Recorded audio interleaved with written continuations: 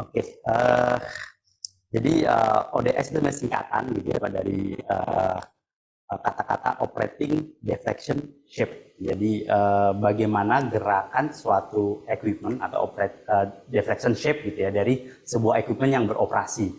Jadi sebuah equipment yang mungkin sedang running gitu ya, sedang normal operasi gitu. Mungkin bisa di show apa namanya slide-nya.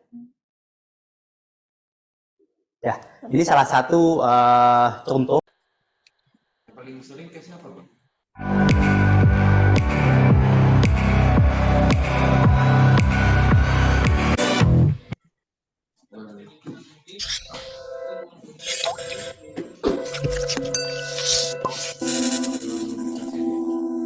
Assalamualaikum warahmatullahi wabarakatuh. Selamat siang, perkenalkan saya Sita, Application Engineer dari PT Tiara Vibrational Pratama. Dan saat ini saya akan memandu untuk ngobrol bareng Tiara pada siang hari. Deg-degan ya, pertama ya. Oke. Jadi di sini saya ditemani oleh yang pastinya tidak asing, oleh Sobat Tiara yang mungkin sering mengikuti webinar maupun ngobar dari Tiara. Di sini ada Bapak Chandra Andre Lesmana, Engineering Manager dari PT Tiara Vibrasindo Pratama. Selamat bertemu kembali Pak, setelah 2 minggu yang lalu ya, kita ngobrol tentang motor diagnostik menggunakan elektronika. Oke, jadi tidak asing ya dengan Pak Chandra ini. Oke, jadi untuk ngobar Tiara pada sesi hari ini, di sini temanya ada How to Analyze Operating Deflection Shape in Real Action Video atau ODS ya. Jadi mungkin udah pada di Sobat Tiara sendiri udah tahu nih untuk tema pada hari ini. Mungkin di sini intro sedikit ya, Pak Chandra. Di sini Sobat Tiara mungkin bertanya-tanya apa itu ODS gitu kan. Mungkin bisa dijelaskan sedikit seperti apa itu ODS. Oke, jadi ODS itu singkatan gitu ya dari kata-kata operating deflection shape. Jadi bagaimana gerakan suatu equipment atau deflection shape gitu ya dari sebuah equipment yang beroperasi. Jadi sebuah equipment yang mungkin sedang running gitu ya, sedang normal operasi gitu. Mungkin bisa di show apa namanya slide-nya. Ya, ini salah satu contoh gitu ya, bagaimana output dari sebuah ODS itu. Jadi kita biasanya kalau dalam engineering analisis gitu ya, kita melakukan 3D modeling dari sebuah structure.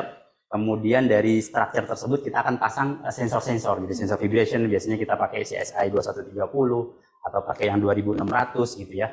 Kita pasang banyak gitu sensornya. Jadi untuk membuat ini kelihatan ya animasinya seperti apa gitu ya di layar. Jadi di layar itu kita untuk mendapatkan gambar seperti ini itu kita harus pasang sekitar 200 sampai 400 titik gitu ya untuk bisa mendapatkan gambar seperti ini. Kemudian pengukurannya minimal mungkin 1 hari atau 2 hari gitu ya untuk mendapatkan secara keseluruhan. Kemudian pengukuran dari setiap titik vibrasi itu kemudian kita plot ke dalam 3D gambar yang kita bikin gitu ya, model gambar yang kita bikin, kemudian kita plot titik-titiknya dan kita play sehingga kita bisa tahu gerakan suatu equipment ketika dia beroperasi seperti apa. Nah, ini kira-kira visualisasi dari ODS itu gitu ya, sehingga kita tahu mana equipment yang memang punya defleksi yang paling besar, mana yang equipment yang defleksinya kecil gitu ya. Kemudian di situ kita juga bisa lihat kira-kira problemnya kenapa dan seterusnya, sehingga analitiknya akan lebih dapat gitu ya dengan melakukan ODS itu. Dengan pengambilan data sehari 2 hari dengan ratusan measurement point yang kita bisa capture. Oke, ya, itu kira-kira ODS lah secara umum kita bagaimana mendapatkan ODS itu. Mungkin sudah ini ya Sobat Tiara sudah bisa tergambarkan ya ODS itu seperti apa, udah dilihat diperlihatkan oleh Pak Chandra di layar yang bisa dilihat di Zoom seperti itu. Kemudian di sini kan tadi untuk temanya How to Analyze Operation Deflection Shape atau ODS in Real Action Video ya. Nah, jadi di sini kita hari ini akan live action ODS gitu kan. Nah, mungkin live action ya. Live action ya. Ini sudah terlihat alat-alat peraganya. Jadi, jadi betul, untuk betul. live actionnya sendiri tuh seperti apa sih, Pak Chandra?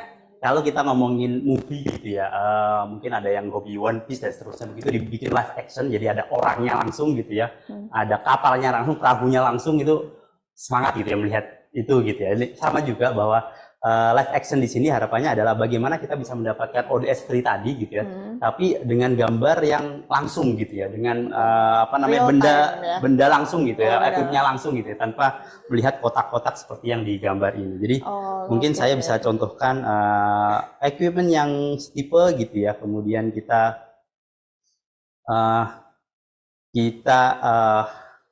live action kan gitu ya, kita videokan, kemudian kita analisa dengan operating deflection shape, sehingga kita bisa tahu sebenarnya part mana yang memang berdefleksi gitu ya, part mana yang memang diem gitu ya. Kalau tadi kita bisa lihat tuh casing dari fan-nya itu cukup besar gitu ya defleksinya ya di 3D modeling. Kalau ini kan video langsung gitu ya live action-nya. Nah, kita bisa juga lihat gitu bahwa oh ternyata casing dari fan-nya itu bergetar gitu. Nah, itu adalah bagaimana live action dari kita melihat dari ODS gitu. Dan pengambilan datanya cukup singkat, nanti mungkin kita bisa trial gitu ya di demo kita. Jadi tidak perlu beberapa sensor gitu ya, tidak perlu ratusan sensor yang kita ukur gitu ya. Nanti kita bisa trial untuk bagaimana kita melihat gerakan dari demo rig ini dengan live actionnya gitu, real action dari equipmentnya. Gitu. Jadi bisa dilihat langsung ya di monitor laptop dari Sobat Tiara nanti ya kalau misalkan betul. Untuk ODS live action ini. Betul sekali. Jadi nanti hari ini kita memang ceritanya kita akan mencoba bagaimana kita mengambil datanya gitu ya, bagaimana kita menganimasikan ODS-nya gitu ya dengan demo yang kita punya. Oke. Mungkin apa bisa langsung Pak Chandra? Mungkin Sobat Tiara sudah menunggu-nunggu gitu ya. Iya, di sini jadi juga memang ada. Kita perlu hari ini kita ngobrol aja, kita coba praktek gitu ya. Kita nggak ada slide presentasi khusus gitu ya. Jadi nanti kita akan lihat gitu ya. Sobat Tiara bisa langsung nih ngelihat bagaimana cara mengoperasikan dari live action ODS ini. Gitu. Oke, boleh. Dan ini salah satu contoh ya demo rig yang sudah terlihat. Jadi saya sedikit zoom biar kelihatan.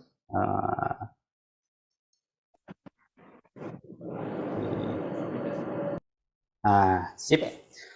Coba mungkin saya bisa dibantu sama Mbak Sita ini untuk fokuskan nih biar kameranya fokus. Kita kalau di action ODS ini kita belajar sedikit videografi gitu, Pak. Ada aperture, ada fokus gitu ya. Jadi nah ini terlalu burem ya. Bokehnya kurang, pas. Cukup bokeh. Dikit ya, sip. Oke, ini cukup oke, cuman pencahayaannya agak gelap. Nah, ini kita akan tambahkan sedikit pencahayaan. Mungkin bisa ditekan sedikit biar agak cerah gitu ya. Oke, nanti kita akan running equipment ini dengan kemudian kita akan coba lihat gitu ya, bagaimana kita bisa mendapatkan 3D. Oh, ini kayaknya kurang keterangan. Sudah cukup, tapi kayaknya kurang fokus nih. Coba Mbak kita bisa di fokusnya di geser sedikit. Kebanyakan tadi. Balikin lagi dikit. Nah, Oke. Sip. Nah, ini kita coba running equipment-nya, nanti kita coba videokan, ya, kita coba lihat dan kita coba lihat apa sih yang bisa. Oke, terus. Nah. Oke, Bapak-bapak sudah lihat nih. Ini real video gitu ya yang dilihat. Gambar saya klik ketutupan. Jadi kalau dengan kasat mata memang kita nggak bisa melihat gitu ya. Sebenarnya ini gerakannya seperti apa. Ini adalah langsung gitu ya. Demo kita. Coba agak diperbesar sedikit. Cukup. Nah, oke.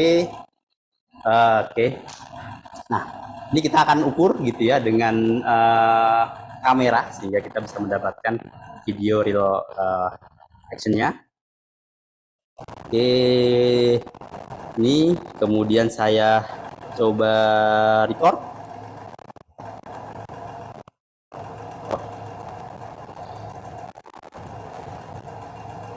Oke gitu ya. Ya kita sedang merecord ini, merecord dari video. Oke, dari hasil recordnya nanti kita akan lihat bagaimana 3D atau bagaimana motion gitu ya, ada ODS yang bisa kita capture.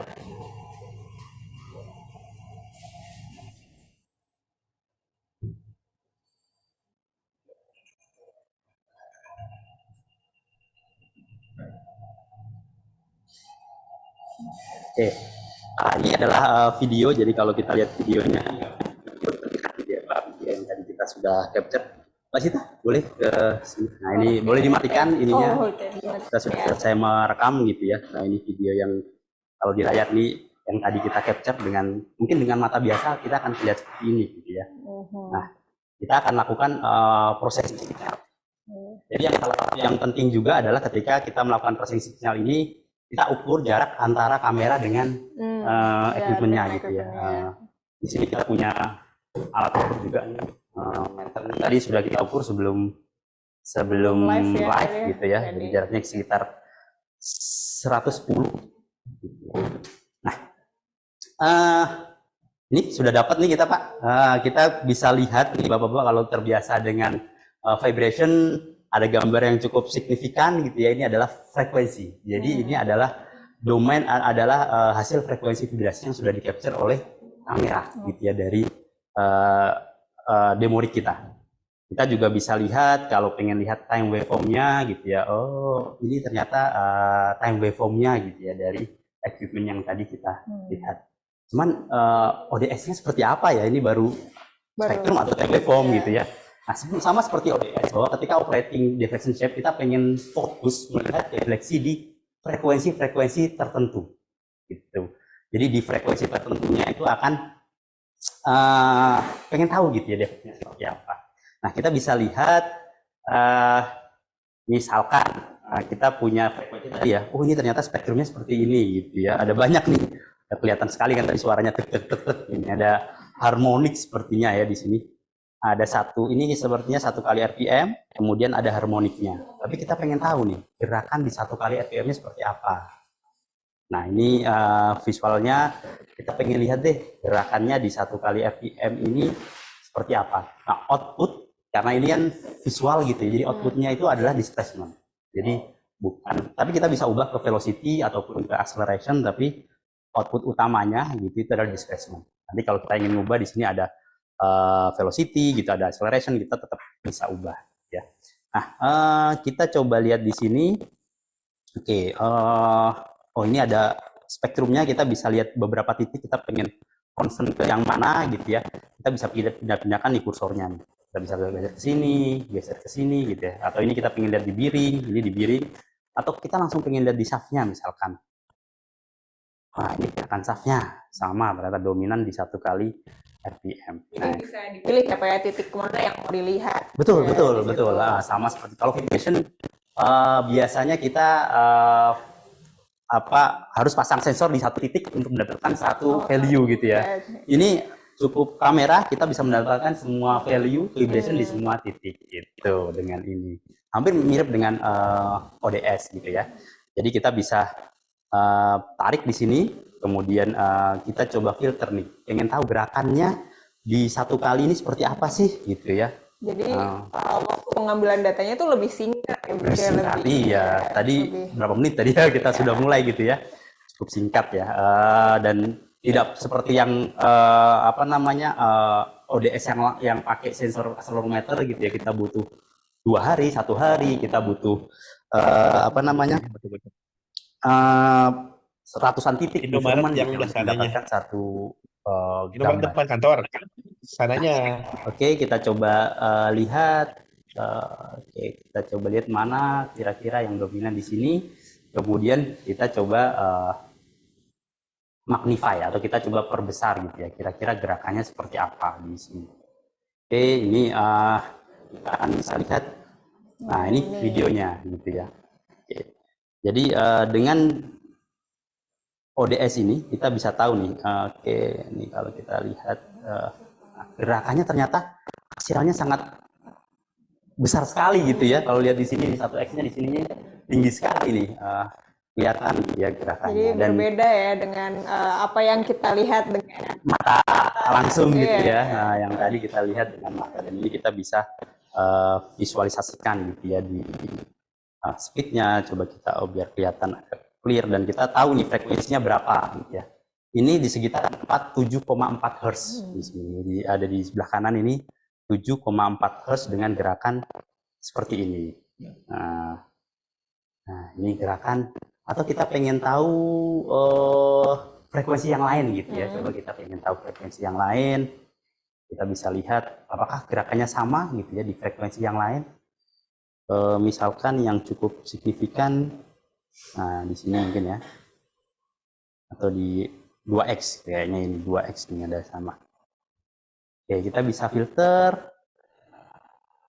Nah, kita nanti bisa lihat juga. Kalau tadi kan kayaknya dari motornya gerak, baru dari bearingnya yang gerak gitu ya. Kalau 2X ini gerakannya seperti apa sih gitu ya. Kita coba amplifikasi, kemudian kita coba lihat animasinya. Gitu. Nah, ini beda lagi nih. Kalau tadi gerakannya agak barengan gitu ya, antara motor dengan bearing yang inboard gitu ya, barengan gini. Kalau ini berlawanan arah gini ternyata. Nah, karena ini memang kita setting misalignment nih kayaknya. Tuh, ada suaranya. Jadi 2X-nya itu terlihat sekali nih bahwa dia out of phase gitu ya. Kalau apa namanya? Kalau untuk yang tadi 1X itu gerakannya agak gini. Nah, kita coba lihat lagi ya, biar nggak begitu. Nah, ini yang 1X di 7,4 Hz. Terlalu silau kayaknya ya. Iya, matikan dulu ya Pak ya. Matikan dulu nih. Nggak enak juga ternyata. Oke, nanti mungkin kita nyalakan lagi kalau kita sudah praktek di yang kedua. Oke, nah ini 1X nih. Gerakannya agak bersamaan, meskipun dia agak ada delay gitu ya. Nah, ada lag of phase biasanya kalau kita ngomongin di vibration.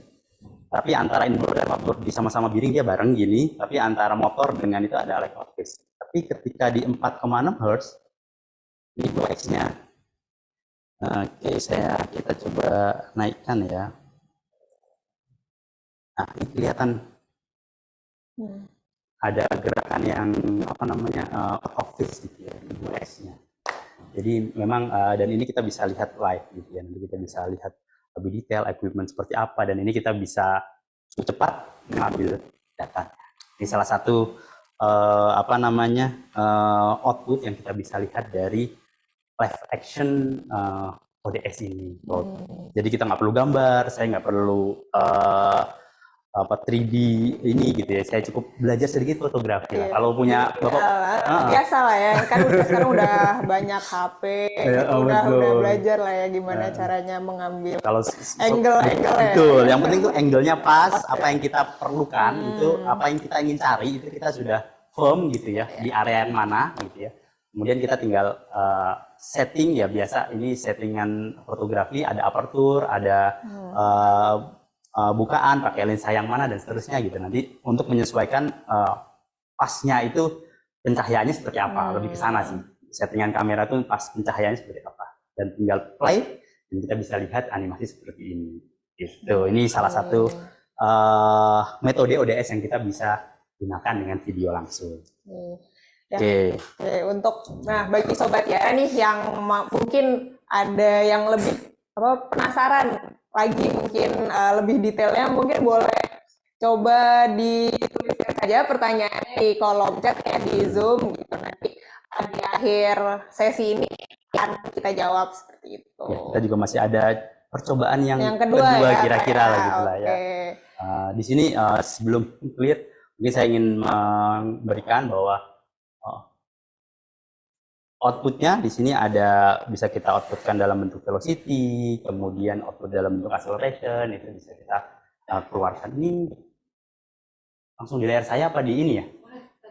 Enggak, sebelum itu mungkin di close dulu. Enggak kelihatan. Oke, nah ini saya nggak kelihatan. Nah ini acceleration gitu ya. Sama seperti software vibration, kita bisa integrasi ke velocity atau kita bisa integrasi ke displacement. Jadi secara spektrum akan kelihatan berbeda sekali. Oke, itu praktikum atau kita lihat live ODS yang Praktikum ya. live action ODS yang pertama. Yang pertama ini jadi yang normal ya. Nah, jadi yang apa ini? Yang pertama Operating deflection shape gitu. Jadi kita ketika equipment itu berputar, gitu kita bisa capture videonya. Oke. Ya, tapi kita juga bisa coba hal lain gitu ya. Ya, Jadi ini ya. tidak seperti ODS, ini mungkin Yang kedua, mirip seperti modal kali ya, tapi modal analisis. Jadi kita melakukan BAM test, tapi kita coba rekam dengan video. Gitu. Oke, ini Biar kita kelihatan. praktikum yang kedua ya, Pak ya. Kita Kayak ini kita di lab. pinggirkan dulu. Oke.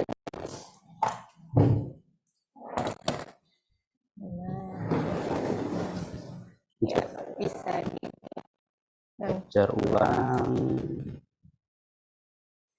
Oke, kayaknya sekitar sudah. Kayaknya kurang ke sini deh. Kurang mundur.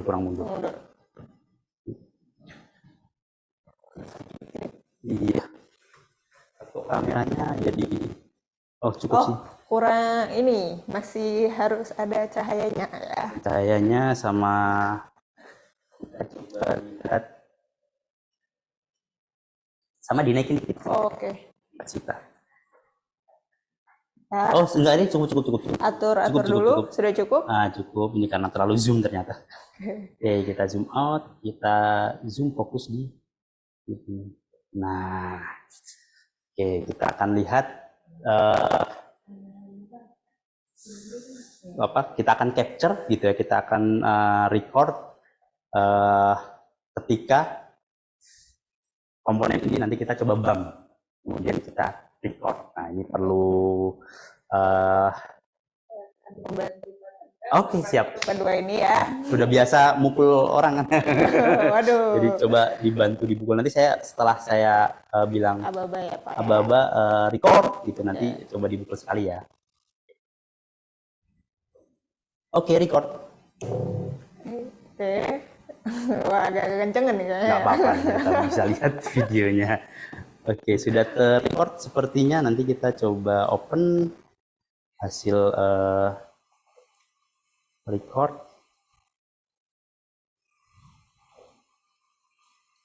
Oke, ini kalau belum hanya dipukul. Kencang sekali ternyata pemukulannya.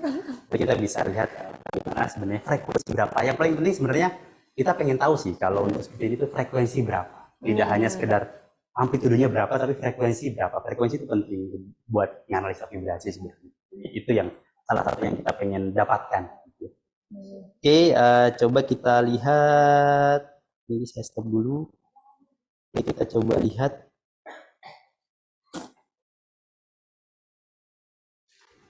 Oke, kapan pertama kali? Hop. Nah, di sini mungkin kita bisa cut off gitu ya. Jadi bisa di-cut ya, Pak ya. Tadi kan kurang lebih mungkin tadi untuk pengambilan datanya sekitar 5 detik ya, yang di set. Nah, jadi kalau dipukul ini kita bisa cut. Bisa di-cut ya. Jadi biar lebih nggak terlalu banyak lah. Untuk diprosesnya. Prosesnya juga bisa lebih cepat. Ini juga nanti kita ukur jaraknya kira-kira sama, masih 100 sekian. Nah, ini output dari BAM tadi gitu ya. Kita bisa lihat visualisasi dalam bentuk frekuensi ataupun time waveform juga sama. Nah, ini kira-kira time waveformnya. Kalau saya sedikit kurangin gitu ya, mungkin akan kelihatan. Ini pukulnya terlalu ini kayaknya terlalu bersemangat ya. Oke ya, biasanya agak sedikit. Nah, ini kalau impact kan kayak gini gitu ya. Nah, ini biasanya kelihatan gitu ya impactnya seperti apa di frekuensi berapa. Oke. Nah, ini kita coba lihat dengan analisa frekuensi gitu ya. Ternyata dia dominan di frekuensi berapa ini? 5,9. Kira-kira 6 Hz. Ya. Kita bisa filter out. Oke. Saya matikan Oh lampunya iya, tadi betul. dulu ya. Ini kita sudah selesai nih. Oke, Versi untuk pengambilan datanya sudah selesai ya Pak ya? sudah ya. Oke. Jadi Yang kita bisa lihat. sangat singkat sekali untuk mengambil data. Kita sudah dua kali ya ini Dua berarti kali. ya. Ini sedikit lebih. Nah, ini kelihatan nih. Oke, kita coba magnify. Bagaimana sih sebenarnya? Oh, gerakannya ternyata terlalu kencang. Biasanya kalau kita pelan-pelan itu agak bagus nih. Karena ini kita pakai garis ini ya, bening ya. Tapi jadi kita lihat tahu shape-nya berapa dan frekuensinya berapa tadi 6 Hz. Berarti natural frekuensi dari penggaris ini kira-kira di 6 Hz. Tuh. Jadi kalau kita bisa lihat 5,9 ini ya, atau 6 Hz tadi gitu ya. Kita bisa lihat dari spektrumnya. Kemudian kita juga bisa coba lihat misalkan dari yang frekuensi, kayaknya ada frekuensi yang kedua ini yang cukup dominan. Nah ini nih, ini frekuensi yang kalau ini 2 kalinya ya. Nah ini tadi ini 6 Hz-nya.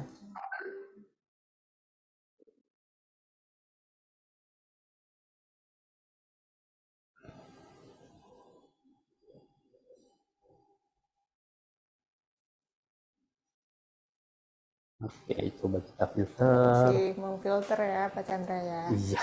Oke, boleh Sobat Tiara kalau misalkan ada yang mau bertanya lagi boleh nih di sambil Pak Chandra masih memproses ya ini. Ini kelihatan nih tadi yang sekitar 6 Hz tadi ya. Nah. Oke. Mungkin itu jadi kita bisa impact, kemudian kita coba record frekuensi dominannya di mana gitu ya. Di time frame-nya tadi kita bisa filter, jadi kita bisa capture displacement dari equipment yang memang kita ukur. Itu kira-kira. Nah, kalau ada pertanyaan monggo. Boleh untuk ini pertanyaannya di atas masih ada lagi ya yang pertama.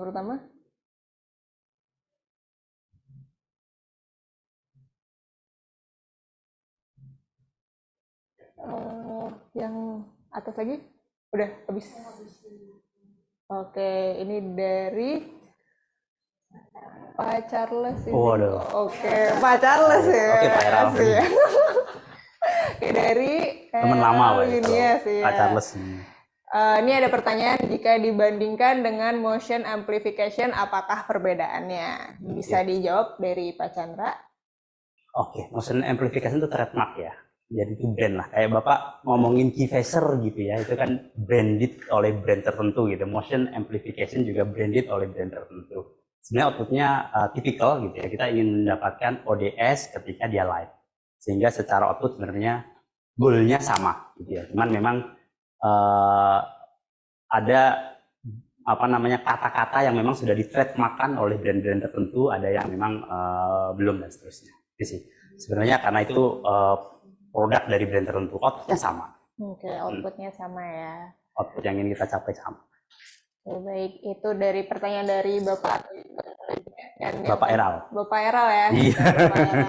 Maaf. Dan yang pertanyaan kedua ada dari Bapak Nuardi. Ini ada 2 pertanyaan dari sini. Yang pertama ada kerja dari tools atau ODS-nya bagaimana ya Pak Chandra? Mungkin boleh dijelaskan. Oke, sama seperti hampir mirip dulu kalau sensor ini fisik yang di-capture adalah displacement gitu ya. Jadi prinsip kerjanya adalah dia membagi layarnya itu menjadi pixel kecil. Jadi gerakan dari pixel-pixel itu yang dia akan kombinasikan dengan jarak antara pixel dengan kamera. Kemudian gerakannya itu akan diukur sama dia. Seperti kayak kita menghitung trigonometri atau ya segitiga gitu, kita tahu tingginya, kita tahu jaraknya. Nah, gerakannya itu kita bisa ukur gitu ya. Nah, konsepnya seperti itu sebenarnya. Jadi dengan perubahan pixel dia akan mengukur dikalkulasikan menjadi sebuah displacement. Nah, karena displacement itu kita secara vibration kan kita bisa ubah ke velocity, kita bisa ubah acceleration, jadi sangat possible. Tapi basicnya yang terukur adalah displacement. Itu yang prinsip utamanya. Seperti apa yang diukur oleh proximity probe, kemudian biasanya ada laser vibrometer, itu juga sama gitu ya, displacement. Terus yang kedua nih, apakah bisa digunakan di komponen bergas yang di dalam ruangan dengan minim pencahayaan dan penggunaan alat tambahan cahaya dilarang keras dalam ruangan tersebut? Padahal cara yang dicontohkan tadi harus menggunakan cahaya yang memadai. Oke, itu challenge juga. Yang pertama adalah ya kita akan cari way-nya gitu, way out-nya seperti apa gitu ya. Kadang-kadang di turbin pun kita mau pasang sensor juga susah gitu ya. Jadi memang ya kalau semuanya serba dilarang mungkin kita akan susah gitu. Kadang-kadang ada yang kita bisa menggunakan izin-izin khusus gitu ya. Jadi ketika JSA, ketika kita menggunakan peralatan khusus gitu ya, mungkin ada izin khusus yang bisa diikutin gitu. Tapi kalau memang izinnya nggak di-approve atau memang tidak possible, ya akan susah gitu. Tapi syaratnya memang sebenarnya yang pertama adalah kita bisa akses dengan kamera, gitu ya, kameranya. Kamera ini non-ATEX, tapi biasanya kalau kita bawa terus-terus sama ATEX itu kita bisa pakai izin khusus gitu ya, peralatan yang itu. Kemudian yang kedua kita akan pakai cahaya biasa gitu ya. Kalaupun memang kurang, kita bisa naik kecilkan aperturnya. Kemudian kita di sini bisa pakai istilahnya digital imaging untuk brightness-nya dinaikkan gitu, kayak kita di HP mainan brightness dia. Tapi kalau itu nggak cukup, ya mau nggak mau kita harus butuh cahaya tambahan. Gitu. Kira-kira itu. Tapi kalau memang semuanya dilarang ya kita akan susah. Itu sih ya. Jadi gimana? Ya sudah cukup? Ya itu cukup. Oke, semoga tadi Pak Nuardia mungkin terjawab dari jawaban Pak Chandra. Masih banyak lagi kah untuk pertanyaannya? Masih banyak ya? Mau dijawab semua atau Pak Chandra mau pilih nih? Oh, jawab semua aja. Jawab semua aja. Kan kita apa namanya sudah selesai ini actionnya. Jadi ini jadi di sini ada pertanyaan, untuk frekuensi gambar video yang diambil apakah sama dengan frekuensi vibrasi pada suatu peralatan? Mohon dijelaskan secara ringan Pak Chandra. Oke, Pak Adis. Mulai Pak. Gimana kabar di Adis ini dari Semarang? Atau kalau sudah pindah ya sekarang. Terakhir. Oke. Jadi yang bisa kita lihat adalah apa yang di frekuensinya gitu, apakah sama dengan frekuensi putar gitu ya. Oke. Jadi kalau dari video ini sebenarnya apa yang bisa ditangkap oleh gambar itu, kita bisa atur Pak range frekuensi yang kita pengen pengen ambil.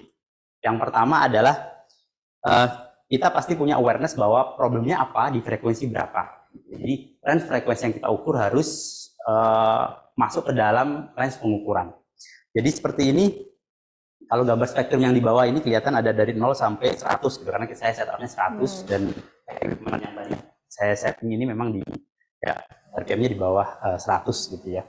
Jadi dari situ kita akan dapat spektrumnya dari 0 sampai 100. Jadi spektrum 5 Hz, spektrum 6 Hz dan seterusnya itu kita dapat semua, Pak. Nah, kalau dibilang apakah ini sama dengan putaran, ya kita akan cross check gitu ya. Dan pasti di sini kalau tadi kita confirm yang spektrum yang pertama ini sama dengan putaran ini, yang ini. Gitu. Atau saya bisa pindahkan blocks-nya di sini gitu ya. Oh ternyata biar agak clear gitu ya, di displacement di area shaft-nya gitu ya, gerakan di shaft-nya. Kalau tadi kan di dirinya. Nah ini di shaft-nya atau di gerakan di shaft yang paling luar gitu ya. Nah, ini kan kelihatan nih. Satu kali yang paling dominan yang ini nih, di frekuensi 7,4 kayaknya. Dan itu berkorelasi dengan satu putaran equipment. Jadi sama gitu ya, possible. Dan kita pun bisa memberikan animasi tidak hanya di satu kali putaran, tapi kalau kita pengen di 2 kali putaran atau di frekuensi lain yang dominan ketika dia beroperasi, kita bisa capture di sini dan kita bisa lihat animasinya. Gitu kira-kira. Mungkin selanjutnya ya apa ya? Iya. Oke, untuk dari Bapak Galik Panggahwaluyo, apakah bisa untuk analisa fase juga? Oke. As software possible gitu ya, cuman kita nggak tampilkan di sini gitu ya. Jadi fiturnya yang kita punya ini belum, tapi sangat possible gitu, ada di fitur advance-nya gitu ya. Dan sama dengan ODS sebenarnya, kalau kita lihat gerakannya as visual itu udah kelihatan gitu ya. Jadi kalau fase memang kita perlu kayak berapa derajat gitu dan seterusnya gitu ya. Kadang dengan lihat seperti ini aja kita udah bisa, oh ini 180 derajat gitu. Dengan gerakan, oh sama nih 0 derajat. Oh ada delay sedikit gitu kayak tadi gitu ya. Oh itu mungkin sekitar 45 atau 0 sampai 45 gitu, atau 0 sampai 90 gitu. Ada telat gitu ya, bukan yang gini. Nah, estimasi dengan visualisasi tadi cukup bisa menginformasikan bahwa oh problemnya apa.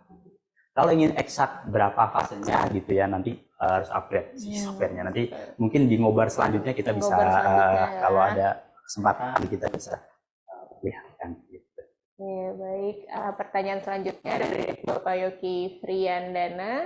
Sini dalam motion yang dihasilkan memang sudah terlihat apakah bisa ditampilkan arah fase pada 2 titik semisal atau banyak titik. Oke, tadi balik lagi ke pertanyaan yang pertama tadi, sebenarnya possible gitu ya. Cuman memang fitur yang ada di laptop yang sekarang ini tidak belum ada gitu ya.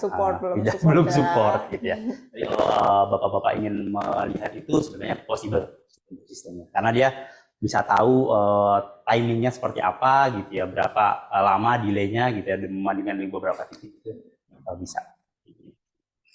Oke, pertanyaan selanjutnya, wah masih banyak nih Pak Chandra ya. Iya, nggak apa-apa. Kita ngobrol aja ya. Tapi jangan lama-lama ya. Oke, dari Bapak Warul Marif, apakah bisa juga freeze video pada RPM tertentu, misal setengah kali turning speed untuk melihat abnormality seperti stroboscope dan seterusnya. Ini hampir mirip, bisa sangat possible gitu ya.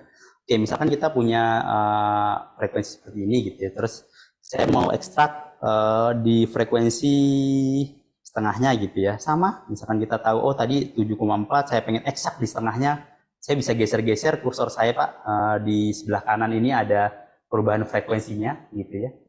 Nah, perubahan frekuensi ini bisa disesuaikan gitu ya. Saya mau filter di tadi setengah X, atau saya pengen filter di berapa, 1,5 X gitu ya. Itu bisa kita lakukan dengan memindah-mindah kursor, kemudian setelah kita dapat frekuensinya, kita bisa filter frekuensi tersebut. Nah, itu sangat memungkinkan dan memang tipikalnya jadi mirip seperti stroboscope, fungsi yang ini. Gitu. Ya, di sini ada pertanyaan lagi nih dari Bapak Galik Panggahwaluyo. Kalau equipment yang mau dianalisa kecil, maka cukup mudah untuk di-capture gambarnya. Tapi kalau equipment yang besar dan posisinya sulit untuk meng-capture gambar, maka akan sulit analisanya. Iya, sepakat sih. Dan itu mungkin butuh kreativitas gitu ya. Yang pertama memang sebelum mengukur, kita perlu dulu kita perlu fokus gitu ya di frekuensi berapa gitu ya, dan biasanya kita tidak serta-merta langsung pakai ini gitu untuk semua equipment. Effortnya motong-motong tripod gitu kan agak panjang, jadi pasti kita normal vibration measurement gitu di beberapa titik gitu ya. Kemudian kalau kita punya indikasi, baru kita akan lihat di situ, dan kita biasanya screening ulang mana kira-kira yang amplitude-nya paling besar. Dan kita akan fokus di situ. Jadi kalau memang besar, kita bisa pakai yang lebih jauh gitu ya. Kita kemarin sempat juga ngukur yang sampai tingginya 30 meter. 30 meter, tapi kita jadi posisinya agak jauh gitu ya. Tapi kelihatan tuh. Possible ya berarti. Possible gitu ya, besar gitu. Tapi memang kalau ada penghalang-penghalang ya kita perlu kreativitas, apakah kita perlu lebih dekat, menggunakan kamera yang lebih wide, dan seterusnya itu ya perlu sedikit kreativitas memang. Tapi kalau memang sudah sekreatif mungkin dan tidak memungkinkan, ya kita coba opsi lain, karena ini adalah salah satu dari teknologi PDM di mana teknologi PDM itu saling support gitu ya. Ada kamera ODS seperti ini, kemudian ada vibration itu sendiri, ada anti ultrasound dan seterusnya, itu akan saling melengkapi. Pertanyaan selanjutnya, ini ada kameranya pakai jenis apa ya Pak? Kalau kurang cahaya apakah bisa Pak? Oke. Yang pertama sama seperti kamera pada umumnya gitu ya. Kalau kamera jenis apa? Pasti spesifik kamera gitu ya. Kita pakai spesifik karena biar kelihatan visualisasinya juga akan lebih bagus gitu ya. Terus kalau kurang cahaya seperti kamera pada umumnya ada apa namanya? Brightness-nya kita bisa naikkan gitu ya. Setting kayak di Photoshop gitu kan kita bisa naikkan brightness-nya gitu. Di sini juga kita bisa naikkan brightness-nya. Kalaupun masih kurang ya mau nggak mau kita harus pakai tambahan cahaya seperti lampu-lampu sorot gitu ya, lampu-lampu kamera, lampu fotografi seperti itu. Jadi di sini ada lagi untuk aplikasi di lapangan apa saja yang mesti dipenuhi sehingga mendapat capture yang diinginkan. Sebenarnya balik lagi sih kita mau capture apa gitu ya. Kita nggak bisa menggunakan ini untuk semua solusi vibration problem gitu. Kalau kita punya vibration problem di jurnal Biring kita akan susah pakai ini. Jadi fokus lagi bahwa kita akan fokus mirip seperti ODS tadi, operating diffraction shape gitu ya, bahwa kita pengen lihat gerakan dari equipment itu ketika beroperasi secara luar gitu ya, di luarnya gerakannya seperti apa. Biasanya ODS itu akan digunakan kalau memang ada indikasi terkait dengan structure atau resonansi gitu ya, atau flexibility gitu ya, terkait dengan structure. Kalau terkait dengan bearing problem dan seterusnya, jauh lebih simpel pakai vibration, pakai alat alat vibration. Tapi kalau ODS yang biasa kita gunakan untuk structure dan seterusnya ini akan cukup membantu gitu ya. Salah satu opsi gitu ya, dan kita bisa melakukan lebih cepat dan ketika misalkan ada operasi yang prosesnya berubah-ubah gitu ya, kita karena kalau ODS prosesnya berubah-ubah bisa jadi animasinya kurang bagus gitu ya, tapi kalau prosesnya berubah-ubah kita bisa capture dalam satu rentang yang pendek 10 detik gitu ya, kita bisa dapatkan visualisasi di saat itu juga gitu. Jadi mungkin itu kelebihannya dibanding dengan ODS, pengambilan yang cepat itu, sehingga untuk pola operasi yang berubah-ubah akan lebih enak gitu ya. Efisiensi waktu. Efisiensi waktu dan mungkin datanya jauh lebih pas gitu diambil di sini. Oke, dan ada lagi pertanyaan. Apa yang bisa dilakukan diberikan oleh jika ODS ini diaplikasikan untuk motor dan pompa di Oil Chemical Factory? Sama Pak tadi pertanyaan menjawab pertanyaan sebelumnya. Jadi biasanya akan fokus di structure problem gitu.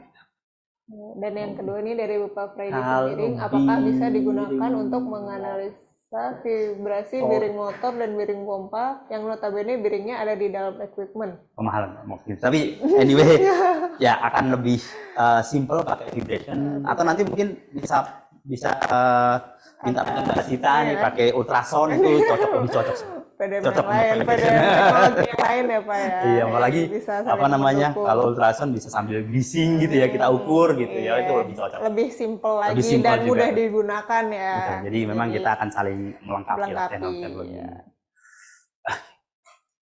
Ini yang terakhir ya. Oke, terakhir. Sokip, apakah ODS diaplikasikan selain mesin low RPM? Bisa Pak, balik lagi tadi bahwa backgroundnya adalah biasanya kita gunakan sebagai structure problem gitu ya. Kalau memang dia high speed, kemudian ada structure problem di frekuensi yang high speed, gitu, frekuensi yang tinggi gitu ya, kita juga bisa capture. Jadi as basic mungkin akan ada beberapa tipe kamera, ada beberapa tipe lensa dan seterusnya gitu ya. Nanti kita akan cocokkan kamera yang high speed dengan kamera yang atau dengan equipment yang high frekuensi gitu, atau RPM tinggi, atau mungkin kamera standar dengan frekuensi yang 4000 Hz atau 500 Hz gitu. Tinggal kita mau frekuensi yang kita mau pakai berapa sebenarnya gitu ya. Ya semakin tinggi mungkin kita akan pakai kamera semakin advance gitu ya. Tapi teknologi itu sangat possible, bisa aja gitu. Beda tipe ini kamera. Betul, bisa beda tipe kamera, bisa different. Oke, itu kira-kira. Sudah tidak ada pertanyaan lagi ya ini untuk. Kalau masih ada pertanyaan nggak apa-apa, biasanya di chat nanti ya. Nanti bisa Oke, di mungkin replay kalau di mau menyusul ya, nanti menyusul boleh bisa biasanya. menyusul biasanya nanti akan dibalas juga oleh Pak Chandra. Dan pas sekali ya ini sudah jam 14.47 karena waktu yang terbatas juga. Terima kasih Pak Chandra atas ilmunya Ya. dengan segala praktikum ini ya. Ya. Oke, jadi mungkin Sobat Tiara sekali lagi Kalau ingin diskusi lebih detail lagi nanti bisa ke Mbak Sita gitu ya. Hubungin Mbak Sita langsung atau diskusi dengan saya bisa. Iya, Nanti kita bisa arrange diskusi lebih lanjut ya. lebih lanjut. Oke, baik. Karena sudah selesai semua ya Pak ya? Sudah. Ya, jadi mungkin saya Sita Dan saya Chandra, pamit undur diri dari ngobar pada sesi hari ini. Sampai ketemu di ngobar tahun depan kayaknya. Oke, tahun depan ya udah 2023 akhir ya ini ya. Iya betul. Semoga masih setia menonton ngobar selanjutnya ya. Assalamualaikum warahmatullahi wabarakatuh. Bye-bye.